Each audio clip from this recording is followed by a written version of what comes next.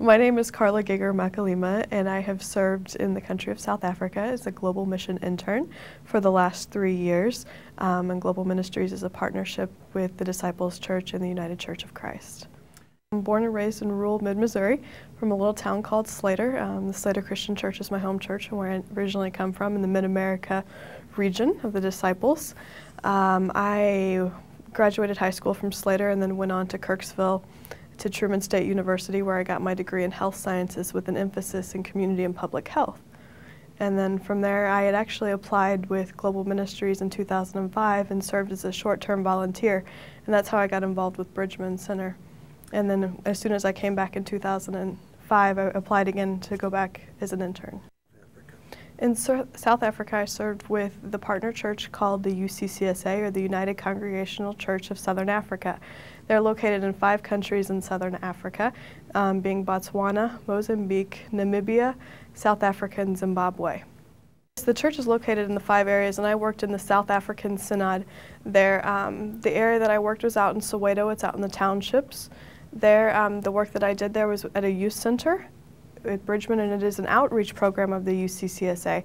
So we work under their region, but it's a project that they reach out to the community with. I went there in 2005 to help start a brand new HIV/AIDS program for teenage girls called GASA, or Girls Against the Spread of AIDS. So when I went back as an intern, my main assignment was to continue working with that. But as the time went on, the longer I was there, the director asked me to also be involved in their aftercare program, or like an after-school program. So I got involved with that work as well, and helping to adjust the program where it was exciting for kids, but also reaching the needs of the kids, especially since the schools in their area are so underadvantaged. Critical presence for me in the center, the whole center is critical presence because the entire community is within a deep need. But one of the biggest stories that stands out for me is a story of a little boy named Theo. Now Theo's 10 years old and he lives in the house right behind Bridgman. And in December of 2008, Theo and a group of his friends broke into Bridgman. Now they also had 2 20-year-old guys with them. Now we had to go through the community and try to find these kids and who had broken in and try to question what had happened. And feeling pretty convicted about how we were supposed to be helping these kids, we spent some time praying about it and eventually felt like we were supposed to invite these kids into our center. Now that made us pretty nervous because it puts us at risk of, you know, these kids have got connections in the community that aren't the strongest. You know, they've got troubled friends, and is this going to get us broken into again? However, we did invite Theo in, and we had to walk a very long road with him as we watched him go to more troubled friends and eventually ended up stealing from Bridgman.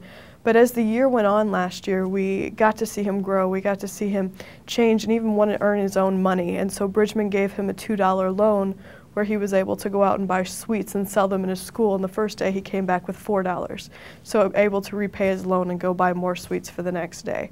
So that was really exciting to see him wanting to take that interest and not rely on stealing as a way to get by, but really actually earning his own money.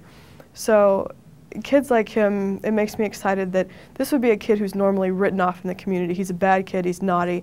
And if you're stereotyped that by the age of 10, then you know you're going to live up to that reputation. So for me, Bridgman is about giving kids a second chance and really reaching out to them. I just got married 7 months ago. I was married in July of 2009. My husband is South African, so at this point we are working on his green card process. And when he gets here, we plan to study for a few years. He wants to work on Christian counseling, and I'm trying to decide whether going back and getting a master's in public health or working on like youth and family ministry. And from there, we'd like to eventually one day go back on the mission field. I would like to thank Global Ministries and the Week of Compassion who helped fund the Global Mission Interns.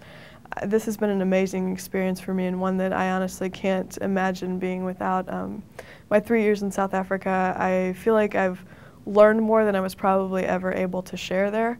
And without groups like Week of Compassion and Global Ministries who provide these opportunities, this wouldn't have been possible.